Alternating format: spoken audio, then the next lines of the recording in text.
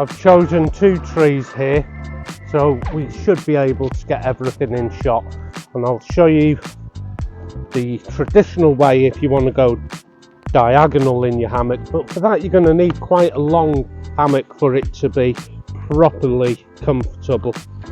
This is an 8-foot hammock, so I'll show you now how I would set the tree straps if I was going diagonally.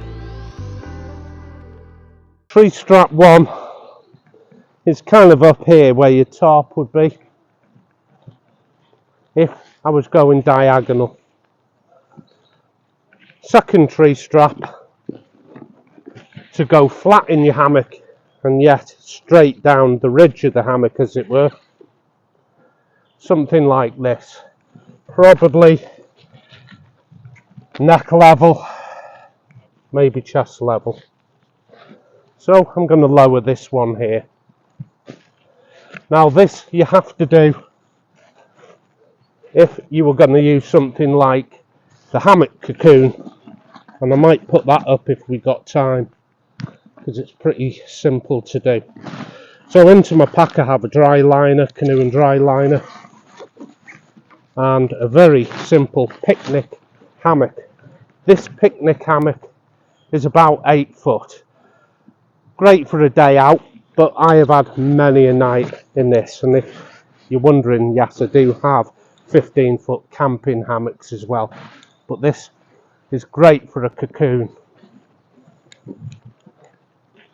So I'm going to pitch up as you would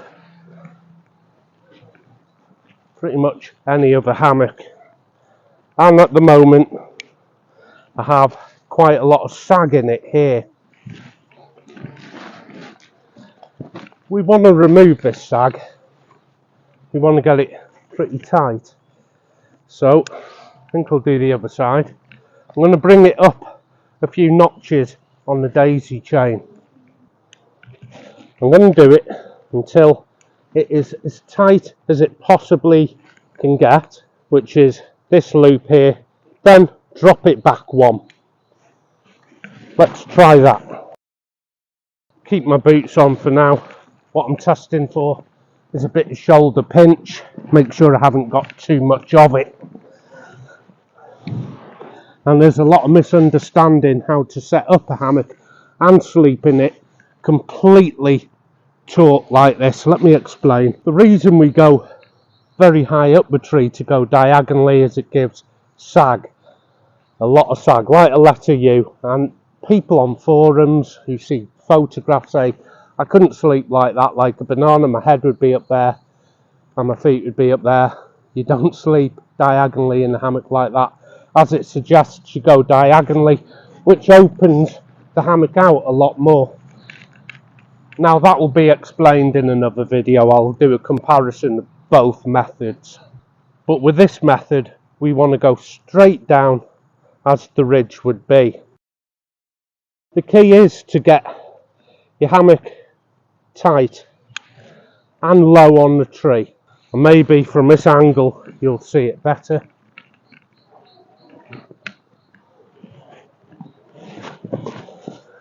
I am perfectly flat. If you find it is pinching on shoulders, again, loosen it off just 1 notch on the daisy. There's a couple of things you can do at this point now for a really comfortable sleep. Now, because you're going to have probably a jumper and a jacket with you, we're going to utilise them. My jacket I'm going to put in the middle of the hammock. This goes behind my knees here, and what that will do is keep my knees bent. If my legs are perfectly straight out, you're going to get a little ache there. The jacket or your jumper will form the pillow, and this will have another advantage which I'll explain now. If I open it up, the jacket goes behind my knees, and this is the pillow here. And the great advantage of having something like this, a pillow, It's not just for comfort, but you can empty your pockets of your cell phone and everything else and put that behind this pillow here, which is your rolled up jacket, and it'll stop things sliding down your hammock, because if you go very high up the tree for a diagonal lay, things fall out your pockets, they migrate under your bum unless you have a little pocket or a hanging pocket on the ridge. So here's my sweater, my cell phone would be behind here, maybe a bottle of water, things I don't want to lose, my head obviously on here. Right, I'm going to take my boots off now and try all this out. I have my feet on the ground, get my pillow up there, boots off, and my jacket goes under my knees there. It's the flattest I've ever been, even in a diagonal lay. Here my feet in the hammock are together. If you want to get really flat, cock a leg either side of your hammock like that, and now you're really flat. You don't need a big hammock to be flat. You can utilise these ideas, and it's worked for me for years and years. The only trouble is if you do a YouTube video and it is not the same as everybody else's, i.e. hang it high, go diagonal, that is the only way. If you have that logic, you'll never learn anything. Another flawed bit of logic is side sleeping. I am a side sleeper. I'm on my side right now, have my knees tucked up like that. Obviously they'd be covered by the hammock. Got my jacket, has my pillow, everything behind it, like my cell phone and my water is not going to roll down and find them in the morning under my backside. And boy, can I sleep like this. It's a lot more comfortable, I think, than the diagonal lay, because the insulation wraps both sides of you at the same time if you have an underquilt, rather than going diagonal where I only have one bit of insulation on the shoulder and I'm relying on the top insulation for the left shoulder. So you see, like this, get that under my knee, pillow up. Now I just need some warmth in the form of insulation, so I bought one hammock cocoon that is going to go on this, and this is the configuration you're going to need to put up a hammock cocoon. And another bit of kit I wished I bought is a brew kit. When you wake up in the morning, you can get your boots on like this,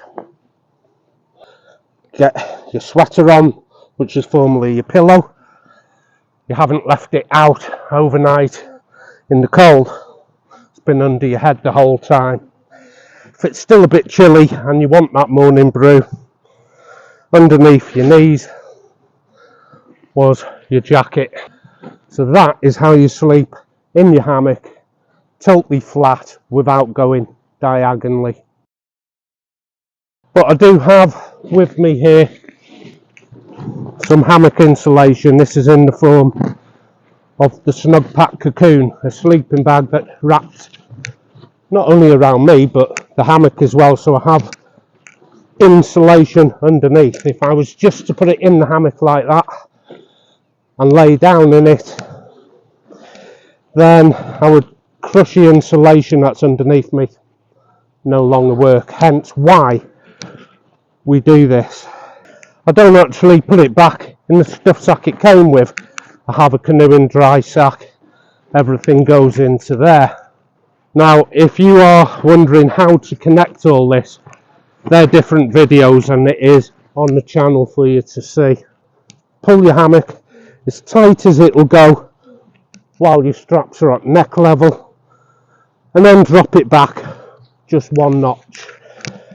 Now what I can do is utilise the cocoon by simply attaching it like this. Now when I turn in for the night, I have my insulation. Perfect. The Snug Pack hammock cocoon on its own, like this, no sleeping bag, no pad, with the modifications I've made to it here, is good to about plus 14 degrees Celsius, so double it, add 30, 214 to 28 and 30, 58 degrees F14C, and you're going to be okay just as it is. Remember, that is a nighttime temperature of 14 degrees, not a daytime temperature of 14 degrees, and then it starts cooling down. So really it's a summer insulation.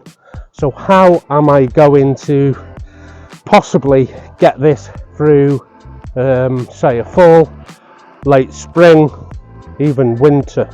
We'll come to that very topic on the next episode, but this has been part 3 of the hammock cocoon, how to sleep perfectly flat. Until next time, take care of yourself and I'll see you out there.